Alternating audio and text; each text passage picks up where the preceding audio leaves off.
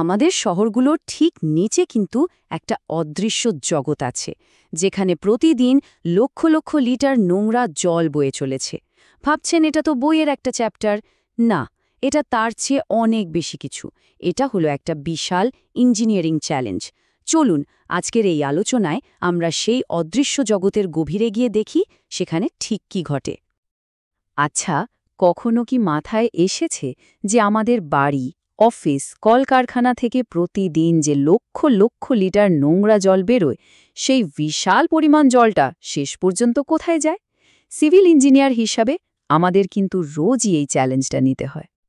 তো এই ঝম পরিমাণ জল পরিষ্কার করার জন্য একটা বেশ প্রচলিত পদ্ধতি আছে। এই পদ্ধতিটা মূলত ৩টে ধাপে কাজ করে। চলুন সবার আগে সেটাই একবার দেখে নেওয়া যাক। দেখুন, এই নোংরা জল কিন্তু এক ঝটকায় পরিষ্কার হয়ে যায় না। এর জন্য কয়েকটা ধাপ পেরোতে হয়।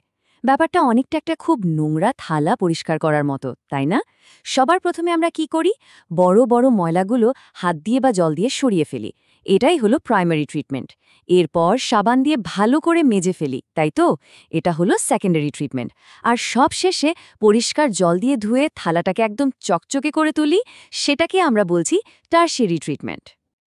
কিন্তু একবার ভাবুন তো, যদি এমন কোনো দারুণ উপায় থাকত যেটা দিয়ে শুধু জলে পরিষ্কার হবে না, তার সাথে সাথে শক্তিও তৈরি করা যাবে। হ্যাঁ, ঠিকই শুনছেন। আর এটাই হলো আমাদের আজকের আলোচনার মূল বিষয়, অ্যানারোবিক ট্রিটমেন্ট। এমন একটা পদ্ধতি যেখানে বর্জ্য পদার্থ আর বোঝা থাকে না, বরং একটা সম্পদে পরিণত হয়। অ্যানারোবিক ডাইজেশন প্রক্রিয়াটাকে আমরা খুব সহজে একটা জমজমাট রিলে রেসের সাথে তুলনা করতে পারি। কিন্তু এই রেসের খেলোয়াড় কারা? ওরা হলো একদল অদৃশ্য জীবাণু, আমাদের ইনভিজিবল ক্লিনআপ ক্রু, যারা একটা অসাধারণ টিম হিসেবে জল পরিষ্কার করার কঠিন কাজটা করে ফেলে। এই ফ্লো চার্টটা দেখে প্রথমে হয়তো একটু জটিল মনে হতে পারে, কিন্তু এর পেছনের আইডিয়াটা খুবই সহজ। এটাকে ওই রিলে রেসের একটা ম্যাপ বলতে পারেন। এখানে দেখুন কিভাবে বর্জ্য পদার্থগুলো ধাপে ধাপে ভেঙে যাচ্ছে। যেখানে একদল জীবাণু তাদের কাজ শেষ করে পরের দলের হাতে যেন ব্যাটন তুলে দিচ্ছে। আর এই দৌড়টা ততক্ষণ চলে যতক্ষণ না শেষে গিয়ে মূল্যবান মিথেন গ্যাস তৈরি হচ্ছে। এই রিলে রেসের মোট 4টে পর্যায় আছে। রেসটা শুরু করে দ্য স্টার্টার, মানে হাইড্রোলিসিস। এখানে বড় বড় জটিল অণুগুলোকে ভেঙে ছোট করা হয়। এরপর ব্যাটন যায় দ্য স্প্রিন্টারের কাছে, মানে অ্যাসিডোজেনেসিস।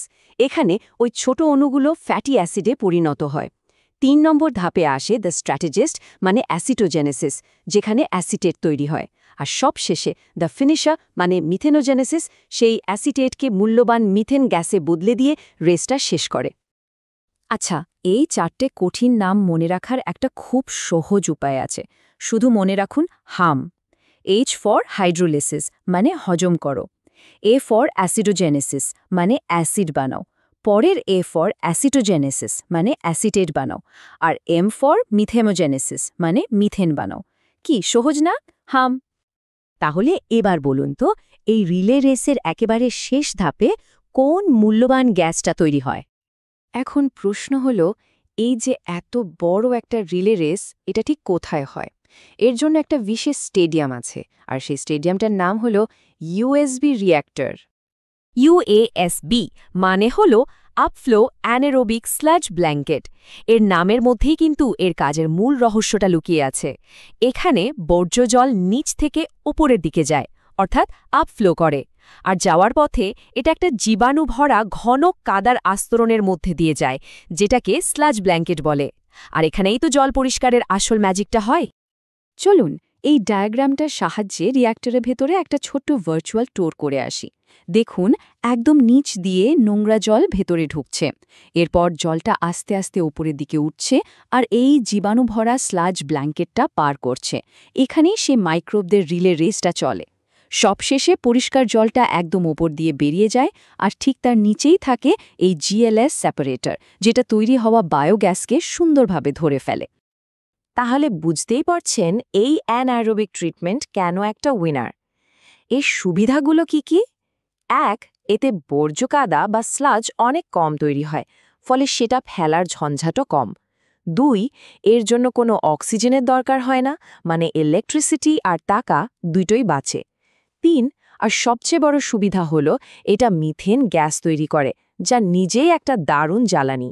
আর সবশেষে প্রচলিত সিস্টেমের থেকে এর জন্য অনেক কম জায়গাও লাগে। আচ্ছা, মনে করে বলুন তো, ইউএসবিআর রিঅ্যাক্টরের ঠিক কোন অংশে বায়োগ্যাসটা সংগ্রহ করা হয়? একজন সিভিল ইঞ্জিনিয়ারের ভূমিকা এখানে ঠিক একজন কোচের মতো। তাকে সব সময় খেয়াল রাখতে হয় যেন তার জীবাণুদের টিমটা সেরা পারফর্ম করতে পারে। আর এর জন্য কিছু নিয়মকানুন তো মেনে চলতেই হয়, তাই না? ঠিক যেমন সেরা খেলোয়াড়দের জন্য একটা সঠিক পরিবেশ দরকার, আমাদের এই জীবাণুরাও কিন্তু খুব সেন্সিটিভ। এদের সেরা পারফরম্যান্সের জন্য দুটো জিনিস একদম নিখুঁত রাখাটা খুব জরুরি। এক হলো পিএইচ, আর দুই হলো তাপমাত্রা। মিথেন তৈরি করার জন্য ব্যাকটেরিয়ারা সবচেয়ে ভালো কাজ করে যখন পিএইচ থাকে 6.6 থেকে 7.6 এর মধ্যে, আর তাপমাত্রা থাকে মোটামুটি 35 ডিগ্রি সেলসিয়াসের কাছাকাছি। তবে এই টিমের কিছু শত্রুও আছে, যারা মাঠে নেমে পুরো খেলাটা নষ্ট করে দিতে পারে।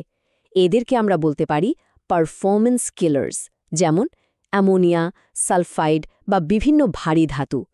একজন দক্ষ কোচের মতোই একজন ইঞ্জিনিয়ারের কাজ হলো এই শত্রুদের সবসময় নিয়ন্ত্রণে রাখা। তাহলে চট করে বলুন তো, অ্যানারোবিক জীবাণুদের সেরা পারফরম্যান্সের জন্য সবচেয়ে ভালো তাপমাত্রা কোনটা? চলুন তাহলে পুরো বিষয়টা একবার ছালিয়ে নেওয়া যাক। আমরা দেখলাম কিভাবে সাধারণ বর্জ্য থেকেও অসাধারণ সম্পদ তৈরি করা সম্ভব। আজকের এই যাত্রায় আমরা আমাদের ইনভিজিবল ক্লিন আপ ক্রু, মানে অদৃশ্য জীবাণুদের সাথে আলাপ করেছি। আমরা তাদের 4 ধাপের রিলে রেস অর্থাৎ হ্যাম সম্পর্কে জেনেছি। তাদের খেলার মাঠ মানে ইউএসবি স্টেডিয়াম সেটাও ঘুরে দেখেছি। আর একজন ইঞ্জিনিয়ারের রুল বুক কি, মানে কোচ হিসেবে তাকে কি কি নিয়ম মানতে হয় সেটাও জেনেছি। এই প্রযুক্তির বাস্তব সম্ভাবনাটা বোঝানোর জন্য একটা গুরুত্বপূর্ণ তথ্য দিই। দেখা গেছে প্রতি কেজি সিওডি রিমুভ করার জন্য ইউএসবি রিঅ্যাক্টরে প্রায় 0.25 থেকে 0.35 ঘনমিটার মিথেন গ্যাস তৈরি হয়। আর বড় ট্রিটমেন্ট প্ল্যান্টগুলোর জন্য এই বায়োগ্যাস থেকে বিদ্যুৎ উৎপাদন করাটা কিন্তু অর্থনৈতিকভাবে খুবই লাভজনক একটা ব্যাপার। একজন ইঞ্জিনিয়ারের জ্ঞান শুধু ইট, সিমেন্টের কাঠামো তৈরিতেই সীমাবদ্ধ থাকে না, সেই জ্ঞান একটা পরিষ্কার আর শক্তি উৎপাদনকারী দেশ গড়তেও সাহায্য করে। ওয়েস্ট টু ওয়েলথ বা বর্জ্য থেকে সম্পদ তৈরি যে জাতীয় মিশন, এই অ্যানারোবিক ট্রিটমেন্ট প্রযুক্তি তার একটা দুর্দান্ত উদাহরণ। তাই এই জ্ঞানটা শুধু পরীক্ষার জন্য নয়, বরং আমাদের দেশকে একটা সবুজ এবং টেকসই ভবিষ্যতের দিকে এগিয়ে নিয়ে যাওয়ার জন্য এটা অপরিহার্য।